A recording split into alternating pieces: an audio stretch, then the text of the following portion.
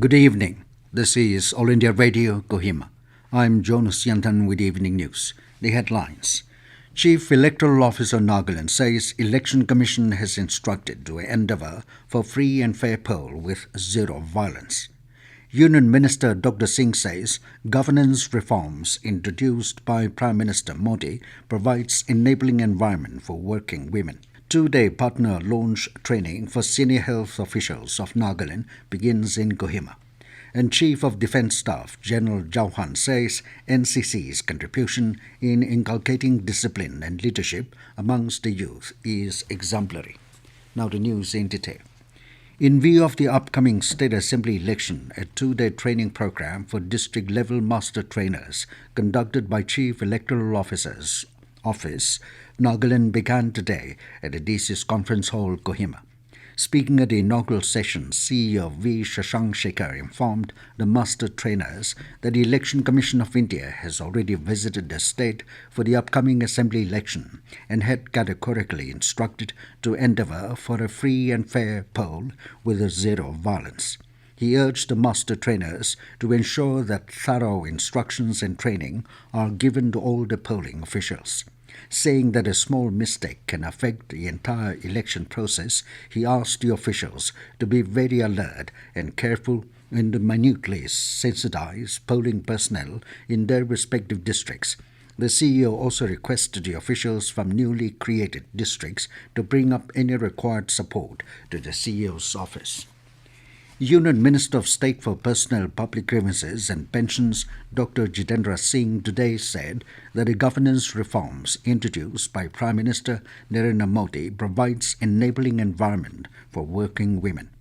Briefing about several measures undertaken by the Ministry of Personnel, Dr. Singh said the Department of Personnel and Training has taken concerted efforts to increase the representation of women in central government jobs and to provide them with a balance between profession and family life. Spelling out special women-centric measures taken in the last 8.5 years, he said, keeping in view the potential emotional trauma caused due to stillbirth or death of a child soon after birth, it has now been decided to grant a special maternity leave of 60 days. Dwelling on the women-centric reforms, Dr. Singh referred to a recent office memorandum wherein a divorced daughter, in whose case a decree of divorce was issued after the death of her parents, will be eligible for family pension if the divorce petition was filed before the death of the parents. A two-day partner launch training for senior health officials of Nagaland, organized by ECHO India in partnership with National Health Mission NHM Nagaland, commenced today. The training aims to apprise the state's health officials about effectively implementing ECHO's All Teach, All Learn model of capacity building to further strengthen the state's health system. The training was inaugurated by Commissioner and Secretary of Health and Family Welfare, Y. Kiketo Sema, as the chief guest. He said the department is committed to provide equitable, affordable and speedy healthcare access to all residents of the state. He said it is crucial to give all cadres of healthcare workforce, doctors, nurses, as well as community health workers like ASHAs, opportunities to upskill and enhance the medical knowledge. Mission Director of NHM Nagaland, Dr. Ritu Toor, expressed confidence that Nagaland's healthcare system and its delivery mechanism will benefit by adopting use of technology for knowledge dissemination. He said the department has been leveraging the ECHO model of capacity building in the state and found it very effective as it offers healthcare professionals easier and more efficient access to information and opportunities for continuous learning. Chief of Defence Staff General Anil Chauhan has said that the National Cadet Corps NCC contribution in inculcating discipline and leadership amongst the youth of this country is exemplary. General Chauhan visited NCC Republic Day camp at Karyapa Parade Ground in New Delhi today. Highlighting the contributions of NCC cadets in nation building and generating social awareness amongst people, the CDS said Punit Sakar Abhiyan was launched with the aim to clean up the country's seashores and beaches by removing and recycling plastic waste. He said over 13 lakh NCC cadets have participated in it so far and collected almost 208 tons of plastic waste, out of which 167 tons have been sent for recycling. He also applauded the cadets for displaying exceptional performance in various sporting events. This news comes to you from All India Radio, Kohima. You can also listen to this news bulletin on News on Air app and YouTube channel AIR News Kohima.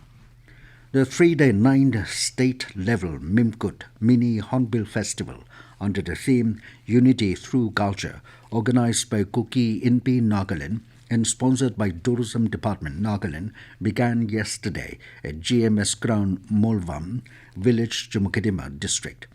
On the first day of the festival, special guest, retired Commissioner and Secretary Alun Hansing, emphasized the importance of celebrating Mimkut festival and exhibiting their ethnic culture through work that represents their roots. He also wished the Kuki community to carry peace and prosperity through their festival. Chief Secretary J. Alam, as the special guest, today expressed that the Kuki tribe contributes to every development, whether in farming, governance, or any other sectors in Nagaland. He encouraged the community to continue working hard and emphasized education, which will develop not only the community but the state.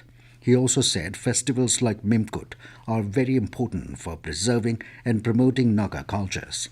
Traditional dances from different cultural groups from Atipung, Inpung, Mulvam, songs from different bands marked the occasion. Nagaland Governor Professor Jagdish Mukhi has extended warm Kulangni greetings to Dikir community and to the people of the state. Kulangni is a festival of men folk celebrated in the third week of January every year. It is also a warriors' festival where men folk determine themselves to be brave and courageous. Men folk gather at the morung, encouraging each other to be brave and to get prepared themselves to face the war with courage. They also celebrate the victory over the enemies. Saying that the festival today is observed as a festival preparing themselves to face the year-long challenges, the governor wished that God bless all with a healthy and prosperous life. Additional Deputy Commissioner Futsero, Japet Voj, has asked all the arms license holders under Futsero subdivision to report to the concerned police station between 9 a.m. to 3 p.m., latest by 31st of this month, with arms, ammunition, and license booklet for physical verification. He said that the order has been issued following the Arms Rules 2016 in view of the upcoming general election to the 14th Nagaland Assembly and to ensure a peaceful atmosphere in the subdivision. The Lok Jan Shakti Party, Ram Vilas, will set up its candidates in all the assembly constituencies for the forthcoming assembly elections in Nagaland. This was declared by its party's Secretary General, Abdul Khalik, in a letter to the Election Commission of India, maintaining that LJP Ram Vilas is a state-level recognized party in Bihar and has been using helicopter as its election symbol. Khalik requested the Commission to allot the same symbol to its party candidates for the forthcoming assembly elections in Nagaland.